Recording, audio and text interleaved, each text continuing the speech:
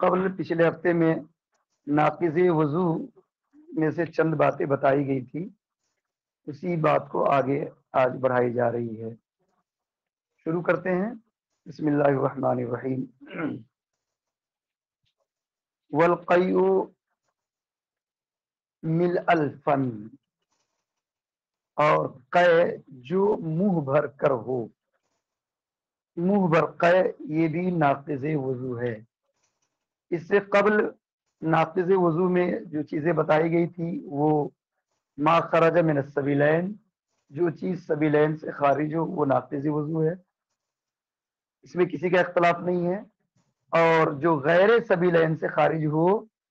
اگر وہ نجس ہے، غیر سبیلین سے خارج ہونے والی چیز اگر نجس ہے تو وہ بھی ناقض وضو ہے۔ اس میں اختلاف ہے، جیسا کہ اس اختلاف کی وضاحت کی جا چکی ہے۔ اور اس کے بعد ان دو چیزوں کے علاوہ تیسری چیز میں جو ذکر کی گئی پیج نمبر 51 پہ، وہ ہے والقیء من الفم، منہ بھر قے یہ بھی ناقض وضو ہے۔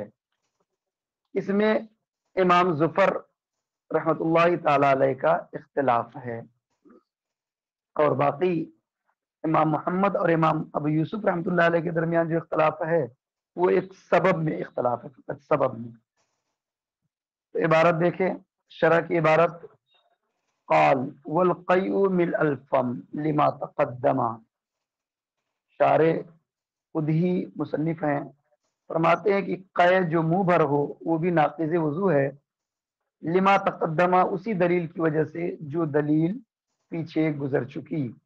دلیل پیچھے کیا گزری کہ ہر وہ چیز جو غیر سبیلین سے خارج ہو اور وہ نجس ہو تو وہ ناقض وضو ہے، تو اسی دلیل کی وجہ سے یہ بھی ناقض وضو ہے۔ وہ اللہ یمکن، اب منہ بھر قے کسے کہتے ہیں تو اس کی توضیح کر رہے ہیں، منہ بھر قے کی توضیح، اس کی تشریح۔ وہ اللہ یمکن امساک الا بمشقت، منہ بھر قے یہ ہے کہ جس کا روکنا ممکن نہ ہو مگر مشقت کے ساتھ، یعنی اس کو روکنے پر انسان بآسانی قادر نہ ہو، دشواری کے ساتھ اسے روکے تو اسی کو منہ بھر قے کہا جاتا ہے۔ کیونکہ وہ جب بھی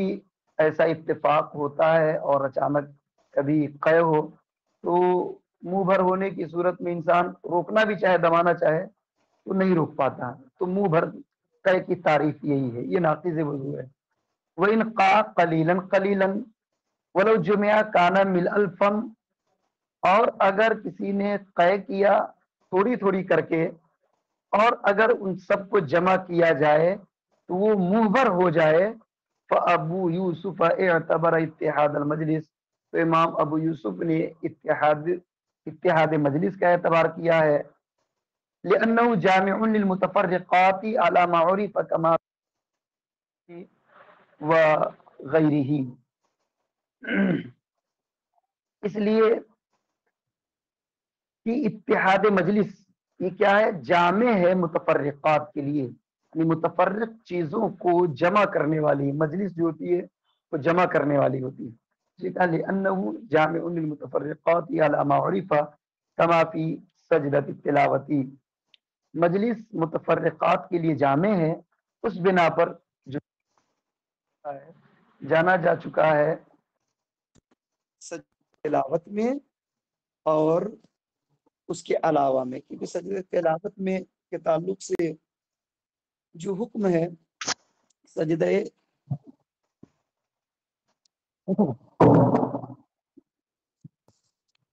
ایک منٹ، یہاں پر بتایا گیا کہ تھوڑی تھوڑی قے ہو، اس سلسلے امام ابو یوسف اور امام محمد رحمۃ اللہ تعالی علیہ کا اختلاف ہے۔ تو امام ابو یوسف نے جس چیز کا اعتبار کیا ہے، جمع تو کیا جائے گا، جمع کر کے اندازہ کیا جائے گا، اندازہ کر اگر منہ بھر کی مقدار ہو جائے تو ناقض وضو ہے، لیکن امام ابو یوسف نے اتحاد فی المجلس کا اعتبار کیا ہے اور امام محمد نے اتحاد فی السبب کا اعتبار کیا ہے۔ امام ابو یوسف فرماتے ہیں کہ اگر مجلس متحد ایک ہی مجلس میں مختلف مرتبہ طے کیا تو اگر وہ منہ بھر کی مقدار ہو جائے، اس کے برابر ہو جائے تو یہ ناقض وضو ہے۔ اور امام محمد رحمۃ اللہ علیہ فرماتے ہیں، آواز نہیں مل رہی کیا؟ کیا تو حکم وضو کو جاننے کے لیے کہ ناقض وضو ہے یا نہیں ہے، اس بات کو جاننے کے لیے حکمن اسے جمع کیا جائے گا۔ تو جمع کیا جائے گا تو کس چیز کا اعتبار کریں گے؟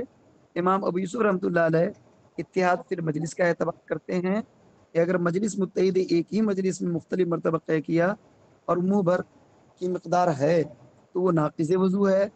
اور امام محمد رحمۃ اللہ تعالی علیہ نے اعتبار کیا اتحاد فی السبب کا، یعنی سبب کے متحد ہونے کا اعتبار کیا ہے۔ تو اگر مجلس متحد نہیں ہے، مجلس الگ الگ ہے، لیکن اگر سبب الٹی ہونے قے ہونے کا سبب ایک ہے، سیم ہے، تو وہ ناقض وضو ہے۔ مثال کے طور پہ کسی نے کمرے میں رہتے ہوئے تھوڑی قے کیا، پھر باہر جا کے کیا، پھر اور الگ جا کے کیا، لیکن سبب ایک ہے۔ مثلا تینوں جگہ قے کیا کوئی نشہ آور چیز کی وجہ سے یا متلی کی وجہ سے، کوئی سبب ایک ہو۔ کسی کا مائک آن ہو تو بند کر لیں، چرچراہٹ کی آواز آ رہی۔ تو سبب اگر ایک ہے تو ناقض وضو ہے امام محمد کے نزدیک۔ اب امام ابو یوسف رحمۃ اللہ علیہ کے نزدیک جو وجہ بتائی اتحاد فی المجلس، اس کے بارے میں کہہ رہے ہیں کیونکہ اتحاد فی المجلس جو ہے یہ متفرقات کے لیے جامع ہے، علامہ عرف اس بنا پر جو کہ جانا جا چکا ہے، کما فی سجدۃ تلاوت وغیرہ، سجدہ تلاوت وغیرہ میں۔ سجدہ تلاوت یعنی آیت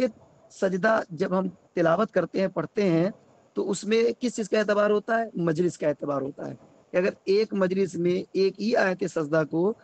چند مرتبہ پڑھے تو ایک ہی سجدہ واجب ہے، لیکن اگر ایک ہی آیت سجدہ کو ایک مجلس میں پڑھا، پھر دوسری مجلس میں، پھر تیسری مجلس میں، تو تین جگہ پڑھا تو تین مرتبہ، حالانکہ آیت ایک ہی ہے لیکن تین سجدہ کرنا ہمارے ذمے واجب ہو جاتا ہے، کیونکہ اتحاد مجلس کا اعتبار کرتے ہوئے۔ اور اگر ایک مجلس میں اسی مجلس میں اس آیت کو 10 بار پڑھے پھر بھی ایک ہی سجدہ ہے، تو اتحاد فی المجلس کا اعتبار کرتے ہوئے یہ بات کہہ رہے ہیں۔ پھر وہی عبارت دیکھیں، وَإِنْ كَانَ قَلِيلًا قَلِيلًا، اور اگر تھوڑی تھوڑی قے کیا، وَلَوْ جُمِعَ كَانَ مِلْءَ الْفَمِ، اور اگر اسے جمع کیا جائے تو وہ منہ بھر ہو جائے، تو امام ابو یوسف رحمۃ اللہ علیہ نے اتحاد مجلس کا اعتبار کیا ہے، لِأَنَّهُ جَامِعٌ لِلْمُتَفَرِّقَاتِ، اس لیے کہ مجلس متفرقات کے لیے جامع ہے، علامہ عرف اس بنا پر جو جانا گیا، جیسا کہ سجدہ تلاوت وغیرہ میں ہے۔ وہ محمد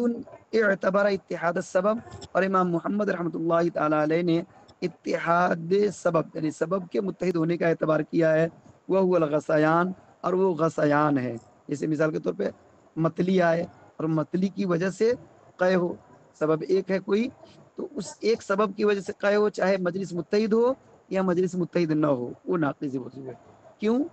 لأنه دلیل علی اتحادی، اس لیے کہ جو غثیان ہے یہ اس کے متحد ہونے پر دلیل ہے، کیونکہ ایک جگہ پہ قے کیا، غسیان پھر کا مراد حضرت سمجھا نہیں، غسیان کا مراد متلی، جیسے آپ من کبھی کبھی خراب ہوتا ہے، طبیعت اندر سے جی مچلانا شروع ہوتا ہے نا، تو یہ اگر سبب ہو، اسی کو غثیان کہتے ہیں، جی جی جی جی ٹھیک ہے، یہ غثیان ہے۔ تو اگر اسی جو اندر سے آپ کو عجیب فیلنگ ہو رہی ہے اس کی وجہ سے الٹی ہوئی ایک جگہ، پھر آپ آگے گئے باہر نکلے، پھر اسی وجہ سے وہاں الٹی ہوئی، پھر آپ اور کہیں گئے اسی وجہ سے الٹی ہوئی، وہاں پر بھی تھوڑی تھوڑی تین جگہ ہوئی، اور وہ تینوں جگہ کا اندازہ اگر کیا جائے کہ وہ منہ بھر کی مقدار ہے اور سبب ایک ہے، تو امام محمد رحمۃ اللہ علیہ کے نزدیک وہ ناقض وضو ہے، ٹھیک ہے۔ اب جیسے یہاں غثیان ایک مثال کے طور پہ بتایا، اب کسی نے مثال کے طور پہ سرتی کھا لیا پہلی مرتبہ، اور اس کی وجہ سے، اس کے نشہ کی وجہ سے اسے الٹی ہوئی تھوڑی سی، پھر اسی وجہ سے تھوڑی سی اور ہوئی، آگے جا کر کے تھوڑی اور ہوئی، تو سبب ایک ہی ہے، وہی مثال کے طور پہ کھینی یا سرتی استعمال کرنا یا اور بھی کوئی چیز، تو سبب ایک ہے تو اس کا اعتبار ہوگا امام محمد کے نزدیک۔ لأنه دلیل علی اتحادی، اس لیے کہ غثیان یہ دلیل ہے اس کے متحد ہونے پر، اور اوپر ہی بتایا تھا، اشارہ کر دیا تھا کہ امام ظفر رحمۃ اللہ علیہ کا قے کے سلسلے میں اختلاف ہے، تو اس اختلاف کو یہاں سے ذکر کر رہے ہیں۔ وَعِندَ ظفر، اور امام ظفر رحمۃ اللہ علیہ کے نزدیک ينقض القلیل ایضا کالخارج من السبیلین، کہ قلیل بھی یعنی قلیل قے، تھوڑی سی قے بھی ناقض وضو ہے، جیسے کہ خارج من السبیلین، کہ ما خرج من السبیلین ناقض وضو ہے، چاہے وہ معمولی ہو یا زیادہ ہو، سبیلین سے چاہے تھوڑی چیز نکلے یا زیادہ نکلے وہ ناقض وضو ہے۔ تو کہہ رہے اسی طریقے سے جسم کے دوسرے حصے سبیلین کے علاوہ کسی بھی حصے سے ناقض وضو والی کوئی بھی چیز تھوڑی بھی نکلے تو وہ ناقض وضو قے کے تعلق سے، ہر چیز کے بارے میں نہیں، وہ تو باقی چیزیں تو تھوڑی نکلنے پر جیسے خون وغیرہ وہ تھوڑی بھی اگر نکلے بہنے قابل ہے تو ناقض وضو ہے، یہاں قے کی بات ہو رہی ہے۔ تو اگر تھوڑی بھی قے ہو تو امام ظفر رحمۃ اللہ علیہ کے نزدیک ناقض وضو ہے، جس طریقے سے ما خرج من السبیلین ہے۔ کہ وقت مرہ جواب ہو، کہ اس کا جواب گزر چکا ہے۔ اس کا جواب کیا گزر چکا؟ حضرت فتویٰ کس کے اوپر ہے؟ فتویٰ احناف یعنی ائمہ ثلاثہ کے اوپر ہے، یعنی اچھا امام اعظم کے قول پہ فتویٰ ہے کہ قے ناقض وضو ہے مطلق، یہ بات ہو گئی۔ اور منہ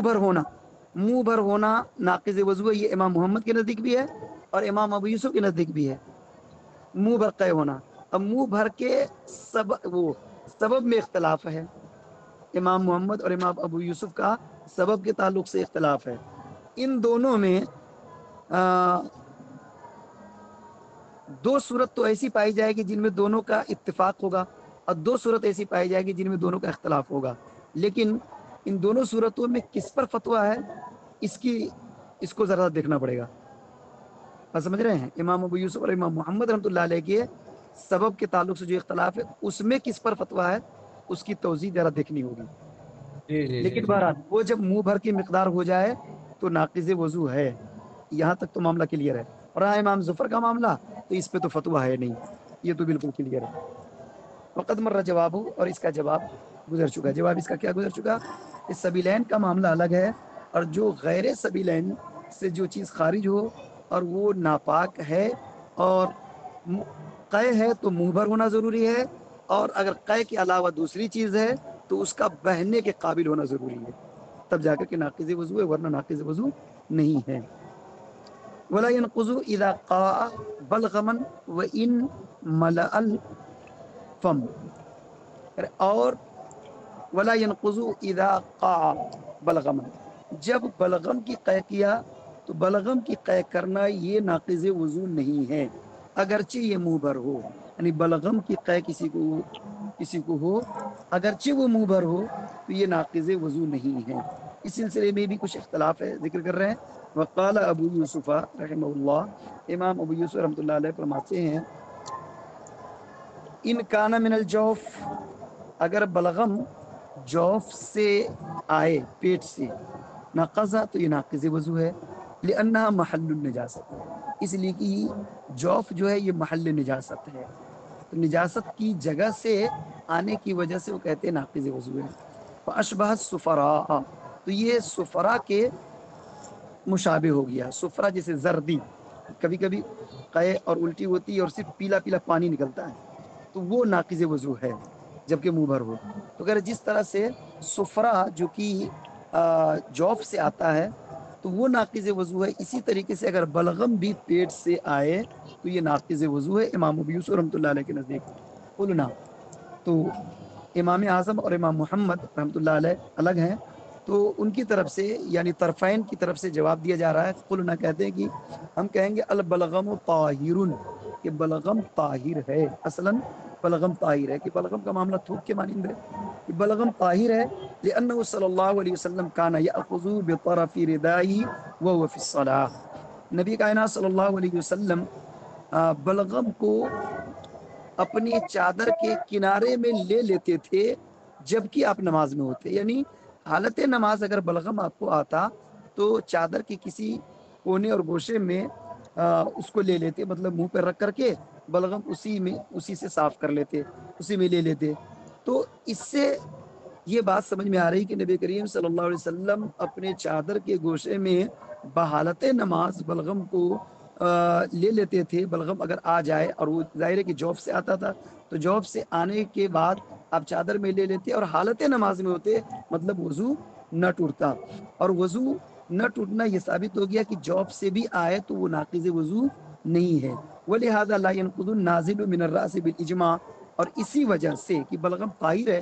تو طاہر ہونے کی وجہ سے لا ينقض النازل من الراس، جو سر سے آئے یعنی دماغ سے بلغم جو اترے تو وہ ناقض وضو نہیں ہے، اس پر اجماع ہے، اس پر تمام فقہا کا اجماع ہے کہ وہ بلغم جو سر سے اترے وہ ناقض وضو نہیں ہے، لیکن جو جوف سے آئے اس سلسلے میں اختلاف ہے۔ امام ابو یوسف رحمۃ اللہ علیہ فرماتے ہیں کہ وہ ناقض وضو ہے، اور اسی پر فتویٰ بھی ہے امام ابو یوسف کے قول پہ بھی کہ اگر وہ جوف سے اگر آئے اور منہ بھر ہو تو وہ ناقض وضو ہے۔ اسی کا ذکر کیا کہتے ہیں کہ بہار شریعت وغیرہ میں بھی اسی کا، اور شرح وقایہ میں بھی اسی کو ترجیح دی گئی ہے، اور خاص کر جو بہار شریعت میں جو مسائل ذکر کیے گئے ہیں وہ مفتہ بے مسائل ہے، لیکن یہاں پر ان کے نزدیک جو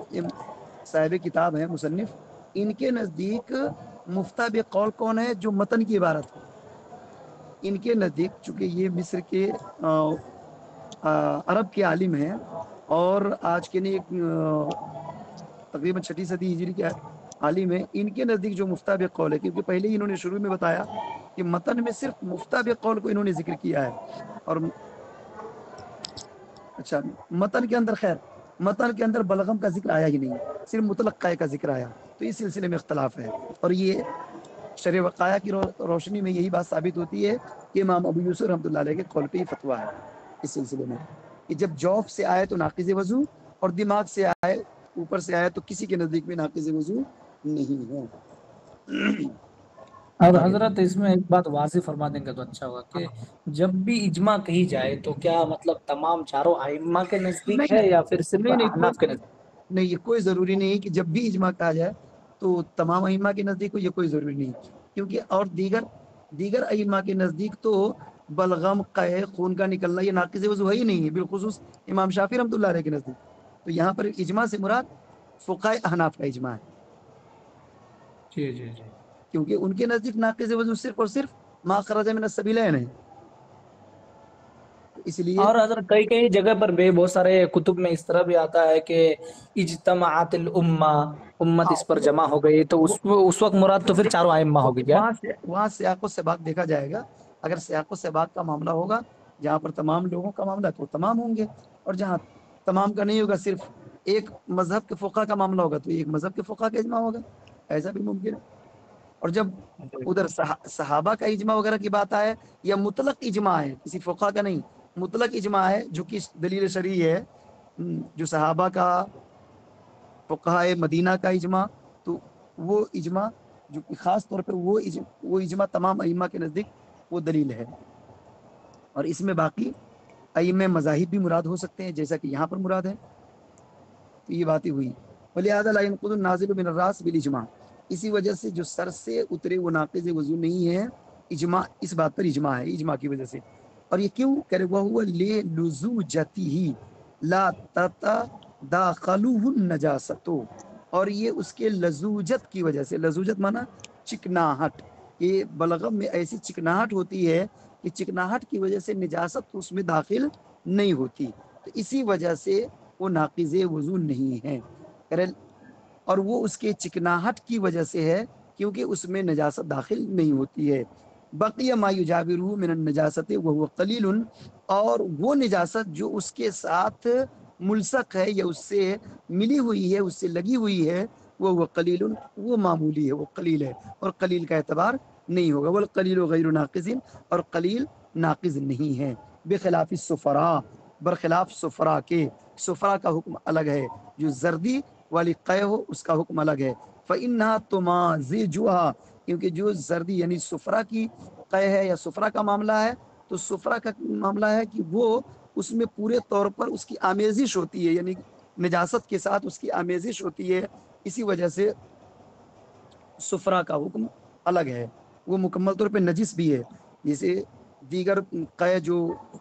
پیٹ سے معدے سے آئے یا صفراء جو معدے سے آئے تو وہ ناپاک ہے، چاہے معمولی ہو یا زیادہ ہو وہ ناپاک ہے، اور منہ بھر ہے تو ناقض وضو بھی ہے، بخلاف صفراء، برخلاف صفراء کے، فإنها تمازجها، کیونکہ صفراء یہ اس کے ساتھ ملی ہوئی ہوتی ہے، اس کی آمیزش ہوتی ہے، کس کے ساتھ؟ نجاست کے ساتھ، نجاست کے ساتھ اس کی آمیزش ہوتی ہے، مازجہ یمازجو کا معنی ہوتا ہے مل جانا، آمیزش ہونا، مخلوط ہونا۔ اب آگے متن کی عبارت، وَإِنْ قَاءَ دَمًا أَوْ قَيْحًا نَقَضَ وَإِنْ لَمْ يَمْلَئِ الْفَمَ وَإِذَا اخْتَلَطَ الدَّمُ بِالْبُصَاقِ إِنْ غَلَبَهُ نَقَضَ. کہتے ہیں اور اگر کسی نے خون کی قے کیا یا پیپ کی قے مانا پیپ، خون کی قے کیا یا پیپ کی قے کیا تو یہ ناقض وضو ہے. وَإِن لَمْ يَمْلَئِ الْفَمَ اگرچہ وہ منہ بھر نہ ہو. یہاں تک بات ہے کہ اس میں امام محمد رحمۃ اللہ علیہ کا اختلاف ہے. بیان کرتے ہیں شرح میں، وقال محمد، امام محمد رحمۃ اللہ علیہ نے فرمایا لا ينقض ما لم يملئ الفم كغيره من الاخلاط. امام محمد فرماتے ہیں کہ یہ ناقض وضو نہیں ہے، یعنی دم نے خون یا پیپ کی قے کیا تو یہ ناقض وضو نہیں ہے جب تک کہ منہ بھر نہ ہو. ما لم يملئ الفم، جب تک منہ بھر نہ ہو، یعنی منہ بھر نہیں ہے تو ناقض وضو نہیں. اور اگر منہ بھر ہے جیسے کہ دیگر قے تو جب منہ بھر ہے تو ناقض وضو، منہ بھر نہیں ہے تو ناقض وضو نہیں ہے امام محمد رحمۃ اللہ علیہ کے نزدیک. کغیرہ من الاخلاط، جیسا کہ اس کے علاوہ دوسری چیزیں جو مخلوط ہو کر کے ہوتی ہے، یعنی دوسری چیزوں کی جو قے ہوتی ہے، چاہے کھانے کی ہو، پینے کی چیزوں کی ہو، سفرہ کی ہو، تو مخلوط ہوتی ہے، ملی ہوئی ہوتی ہے، تو اس کی جب قے ہو تو ناقض وضو ہونے کے لیے منہ بھر کا ہونا ضروری ہے. اگر اسی طریقے سے خون یا پیپ کی قے ہو تو وہ بھی ناقض وضو اس وقت ہے جبکہ منہ بھر ہو. یہ امام محمد کے رحمۃ اللہ علیہ کے نزدیک ہے. جبکہ فتویٰ اسی پر ہے کہ خون یا پیپ کی قے ہو تو معمولی بھی اگر ہے تو وہ ناقض وضو ہے، کیونکہ جیسے وہ قے ہو یا حلق سے خون نکلے یا دانت سے نکلے یا زبان سے نکلے، ابھی وہ مسئلہ آگے آ رہا ہے کہ تھوک پر غالب آ جائے تو ناقض وضو ہے. تو جب قے کریں گے تو ظاہر ہے کہ وہ تو غالب ہونا ہی ہونا ہے، تو وہ ناقض وضو ہے. اور چونکہ متن کی عبارت میں یہ بات درج ہے اور وہی مفتاب قول بھی ہے کہ خون یا پیپ کی قے ناقض وضو ہے اگرچہ منہ بھر نہ ہو. لیکن امام محمد کے نزدیک الگ معاملہ ہے، فتویٰ متن کی عبارت پر ہے. قلنا، ہم کہیں گے جواب میں، ہم سے مراد امام اعظم ہو گئے اور امام ابو یوسف یعنی شیخین کی طرف سے کہا جا رہا ہے کہ المعدۃ لیست محلا للدم، کہ معدہ جو ہے جسے اردو میں معدہ کہتے ہیں،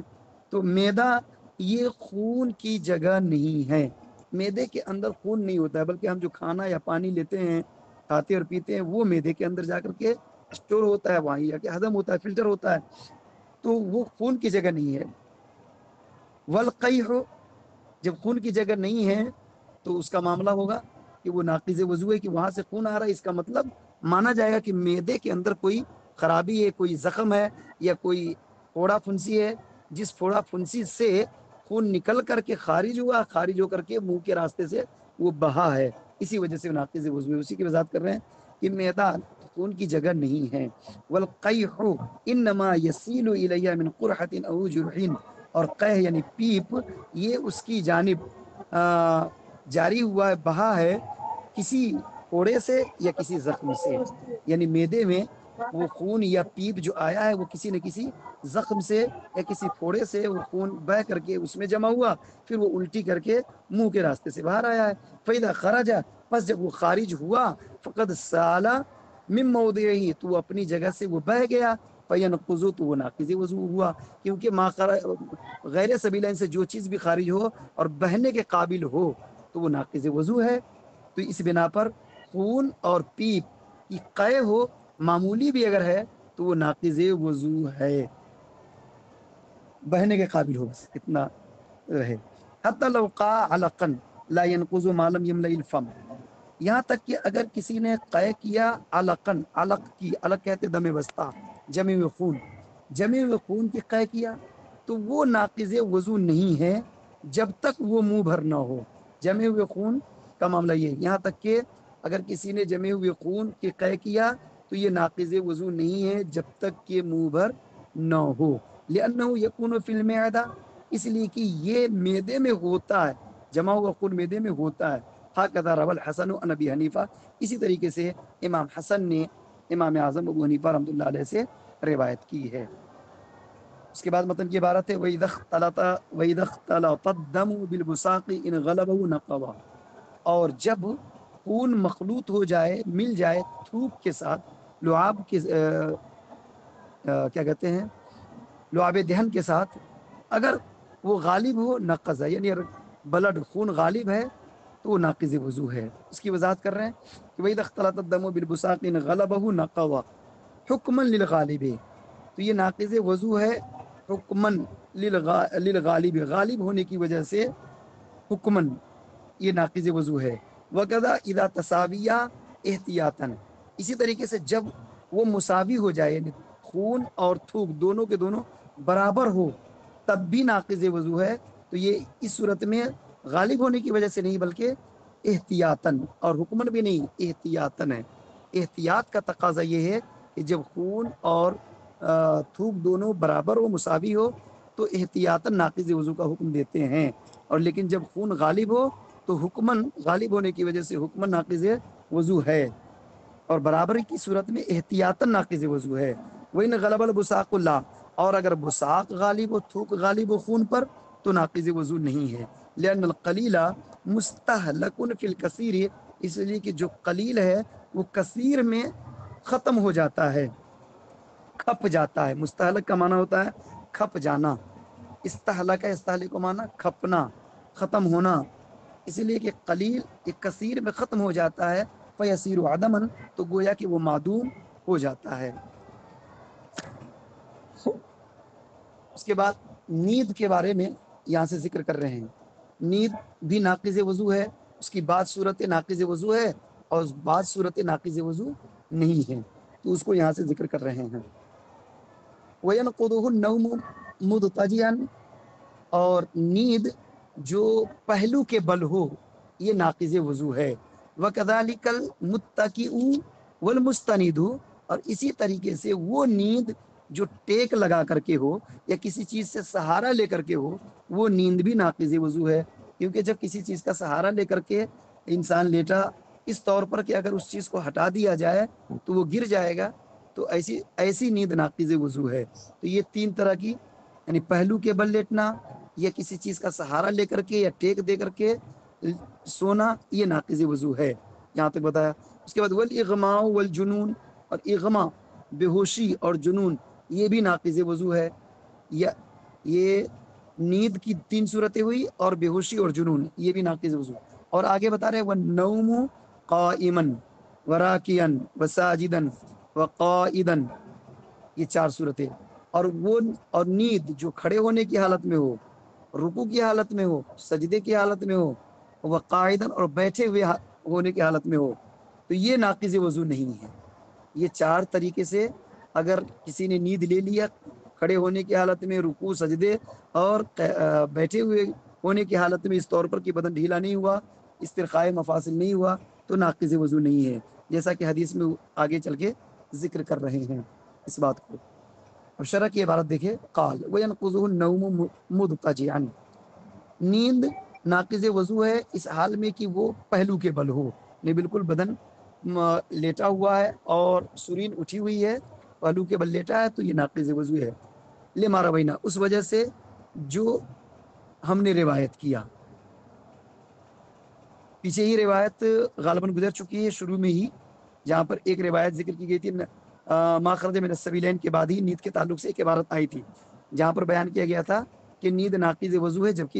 استرخاء مفاصل ہو جائے اور بدن ڈھیلا ہو جائے. وَكَذَلِكَ الْمُتَّكِئُ وَالْمُسْتَنِدُ، اسی طریقے سے وہ نیند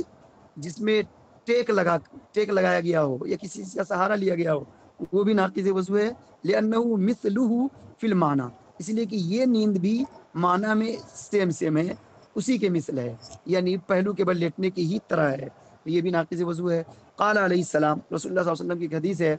العین وقاء الصحیح فاذا نامت العین انحل الوقاء. العین آنکھ، وقاء کا معنی ہوتا ہے ڈھکن، کسی چیز کے ڈھانکنا یا بندھن باندھنے کی چیز وقاء. الصحو کا معنی ہوتا ہے سرین، تو کہتے آنکھ یہ سرین کا ڈھکن ہے، اسی کو آپ دوسرے لفظوں میں کہہ لیجیے سہارا ہے. آنکھ سرین کے لیے سہارا ہے. فَإِذَا نَامَتِ الْعَيْنُ، جب آنکھ سو جاتی ہے، انحل الوقاء، تو جو سہارا ہے یا بندھن ہے یا ڈھکن ہے وہ کھل جاتا ہے. مطلب جب تک بیدار ہے انسان تب تک اس کا بدن ڈھیلا نہیں ہوتا،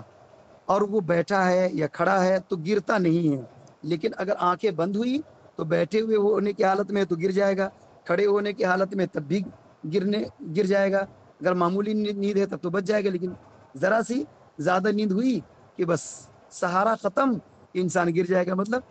جب تک انسان جاگ رہا ہے، آنکھیں کھلی ہے تو انسان کھڑا بیٹھا ہے صحیح طور پر، بدن سیدھا ہے، آنکھیں بند ہوئی تو سہارا ٹوٹا اور انسان کا بدن ڈھیلا ہو جاتا ہے۔ اسی کو کہا آنکھ سرین کے لیے بندھن یا ڈھکن ہے، جب آنکھ سو جاتی ہے تو وہ بندھن کھل جاتا ہے، جب کھلے گا تو اس کا مطلب انسان گر جائے گا، ڈھیلا ہو جائے گا۔ قال والاغماء والجنون لانهما ابلغ في ازاله المسكت من النوم، اور اغما اور جنون، بے ہوشی اور جنون، یہ دونوں ناقض وضو ہے، اس لیے کہ یہ دونوں کے دونوں زیادہ ابلغ ہے کس چیز میں؟ فی ازالت المسکتی، کنٹرول کے زائل کرنے میں، المسکہ مانا کنٹرول کرنے والی چیز، روکنے والی چیز، تو رکاوٹ کو زائل کرنے میں یہ زیادہ ابلغ ہے کس چیز سے؟ نیند سے۔ نارمل نیند سے زیادہ کنٹرول کو زائل کرنے والی چیز ہے اغما اور جنون، کیونکہ نیند میں تو بیدار کرنے پر انسان جاگ بھی جائے گا، اور بے ہوشی اور جنون میں چاہے اس کو کتنوں جھنجھوڑیے، ہلائیے، جگائیے، وہ بیدار نہیں ہو سکتے، نشہ نہیں ٹوٹے گا۔ کیونکہ اس لیے جنون اور اغما یہ دونوں کے دونوں کنٹرولنگ کے زائل کرنے میں نیند سے زیادہ ابلغ ہے۔ لأن النائم یستیقظ بالانباہ، اس لیے کہ سونے والا بیدار ہو جاتا ہے متنبہ کرنے سے، بالانباہ متنبہ کرنے، بیدار کرنے سے وہ بیدار ہو جاتا ہے۔ والمجنون والمغما علیہ لا، اور جو دیوانہ ہے اور جس پر بے ہوشی طاری ہوئی وہ بیدار کرنے کے بعد بھی، تنبیہ کرنے کے بعد بھی وہ بیدار نہیں ہوتا ہے، اس لیے یہ زیادہ بلیغ ہے وضو کے ناقض ہونے میں۔ قال والنوم قائما وراکعا وساجدا، اور فرمایا کہ قیام کی حالت، رکوع کی حالت، سجدہ اور